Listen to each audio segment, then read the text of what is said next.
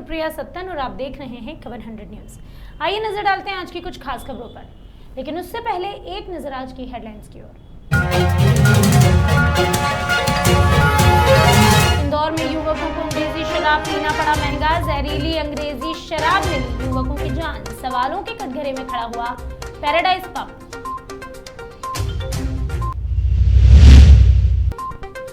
शातिर ठग ने एक कारोबारी को ठगा। बदमाश ने लाखों की ठगी की वारदात को दिया अंजाम। पुलिस ने शुरू की धोखाधड़ी के मामले में कार्यवाही।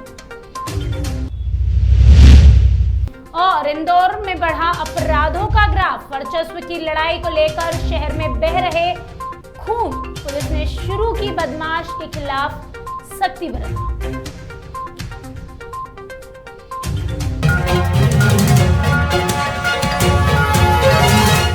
अब तक आपने सुना होगा कि देशी शराब ही जहरीली और जानलेवा होती है, लेकिन इंदौर में अंग्रेजी शराब ने कुछ युवकों की जान ले ली है। दरअसल देसी शराब से मरने वालों की खबरें सुनना या पता चलना एक आम बात हो गई है, लेकिन अंग्रेजी शराब पीकर किसी की मौत हुई हो ऐसी घटना कम ही सुनने में आती है। लेकिन ऐसा ही एक मामला इंदौर के एक पब से सामने आया। मामला है इंदौर के एरोड्रम थाना क्षेत्र का। यहाँ एक पब है पैराडाइज पब, जिसमें 4 दोस्त पार्टी करने के लिए पहुंचे। वहीं जब वे चारों पार्टी मनाने के बाद घर लौटे तो सुबह तक 3 दोस्तों की मौत हो चुकी थी। इस पार्टी में शामिल हुए स्वप्निल शर्मा का कहना है कि जहरीली और जानलेवा शराब से ही 3 दोस्तों ने दम तोड़ दिया और वहीं एक की हालत गंभीर बनी हुई है। बता दें, इस घटना के बाद से पुलिस बल मुस्तैद हो गया है। इस पूरे मामले को लेकर इंदौर आईजी हरिनारायण चारी मिश्रा ने चिंता जताई है। उन्होंने कहा कि पोस्टमार्टम रिपोर्ट का इंतजार है, उसके आने के बाद ही पब के बचे स्टॉक की जांच भी जारी है और जब ये पोस्टमार्टम की रिपोर्ट आएगी उसके बाद ही इस पूरे मामले में कुछ भी कहा जा सकेगा। इसमें अभी तक जो सब साथ में बैठे थे, मेरा दोस्त था उसमें रिंकू वर्मा, जो अभी यहाँ पे भर्ती है CHL हॉस्पिटल में, और उसके साथ में एक अभिषेक अग्निहोत्री था जो अभी रात को शांत हो गए हैं। ये शायद परसों बैठे थे पैराडाइज पे, जैसा बताया था मुझे। और इसमें जो साथ में हैं वो उनके 3 लोग अभी की मृत्यु हो चुकी है। कोई दुकान है जहाँ पर उन्होंने बियर लिया था और उसके बाद उनका स्वास्थ्य लगातार खराब होता गया। उसमें 2 लोगों की उस प्रारंभिक जानकारी के अनुसार उसमें मृत्यु हुई है और एक व्यक्ति गंभीर रूप से बीमार है। बहरहाल उस व्यक्ति से जानकारी ली जा रही है। ये 3 दिन पहले की घटना उसके द्वारा बताया जा रहा है और मुख्य तौर पर एक समान तौर पे जो लाइसेंस्ड बियर बार होते हैं उसमें अधिकृत तौर पे ही ऐसी चीज़ें होती हैं। तो किस परिस्थितियों में घटना हुई है, वहाँ की जो बची हुई जो सामग्री है उसकी भी परीक्षण किया जाएगा और पुलिस उसमें तथ्यों के आधार पर कार्रवाई सुनिश्चित करेगी। हाल ही में इंदौर के लसूड़िया थाना क्षेत्र में एक शातिर ठग ने लखनऊ के एक व्यापारी के साथ 7 लाख रुपए की ठगी को अंजाम दिया। दरअसल कारोबारी सुनील थावानी ने शिकायत दर्ज कराई कि लसूड़िया मोरी में रहने वाले भगवान बसंत ने उसके साथ 7 लाख रुपए की धोखाधड़ी की है। इस पूरे मामले में एडिशनल SP राजेश रघुवंशी ने बताया कि भगवान बसंत नाम का व्यक्ति जी सिक्योर नाम से एक कंपनी चलाता है।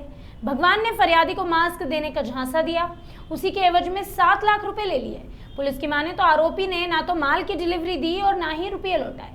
अब धोखाधड़ी का प्रकरण दर्ज कर आरोपी की तलाश शुरू कर दी गई है। एक लखनऊ का व्यापारी है जो आकर रिपोर्ट किया था जिसने कि उसके पैसे करीब 7 लाख रुपए एक कंपनी ने ले लिए हैं और ये बोलकर कि मुझे मास्क सप्लाई करेंगे और उसके बाद मास्क सप्लाई नहीं किए और उसको घुमाने लगा। इस कंपनी की और भी शिकायतें प्राप्त हो रही थी। कल लसूड़िया थाना में जी सिक्योर नाम की एक कंपनी है, इस पर एक प्रकरण पंजीबद्ध किया गया है और इसमें देखा जा रहा है कि इस कंपनी ने किस किस के साथ में धोखाधड़ी की है और इसमें आरोपियों को भी शीघ्र ही राउंड अप किया जाएगा। इंदौर में अर्जुन ठाकुर गोलीकांड के बाद पुलिस एक्शन मोड में नजर आ रही है। पुलिस लगातार शराब के हाथों पर दबिश दे रही है और संदिग्ध लोगों की धरपकड़ भी जारी है। बता दें कि अब तक पुलिस गुंडों के खिलाफ 5 NSA की कार्यवाही तो कर ही चुकी है, वहीं सैकड़ों गुंडों को हवालात में भी पहुंचा चुकी है। इतना ही नहीं, पुलिस ने इंदौर शहर के आहतों पर भी सर्चिंग शुरू कर दी है। इन आहता संचालकों पर भी विशेष निगरानी रखी जा रही है।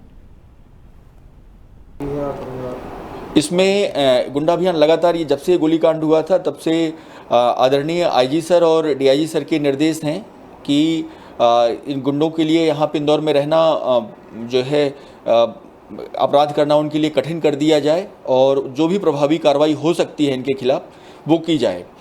और इस तारतम्य में हम लोगों ने पूरा छाटा इसमें कि जितने भी अपराधी हैं जिनके 10 से ज़्यादा अपराध हैं और वो अभी भी सक्रिय हैं, कहीं ना कहीं अवैध गतिविधि में, आपराधिक गतिविधियों में लिप्त हैं, उनका डेटा छाटा गया है और उन पर NSA की कार्रवाई की जा रही है। कल एक गुंडा है नरेंद्र वर्मा जो कि सियागंज थाना क्षेत्र, सियागंज एरिया में मंडी व्यापारियों के साथ में वो खड़ी कराई और अड़ीबाजी करता था, वसूली करता था। उस पर 12 अपराध हैं और उसको पुलिस ने उसका NSA तैयार किया है। आज हम उसको भिजवा रहे हैं। तो एक ये NSA का प्रकरण तैयार किया गया है। इसी तरीके से जितने भी जो भी इसमें लोग हैं जिनके की 10 से ज़्यादा अपराध हैं उन पे जो जिला बदर के लायक है तो उनके जिला बदर के प्रकरण। इंदौर में लगातार अपराधों का ग्राफ बढ़ते ही जा रहा है। हाल ही में शराब सिंडिकेट मामले में वर्चस्व की लड़ाई को लेकर गोलीकांड हुआ था। ऐसे में पुलिस मुस्तैद हो गई है, लोगों पर उसने निगाह रखी है। जहां तक वर्चस्व की लड़ाई को लेकर खून खराबा होता है।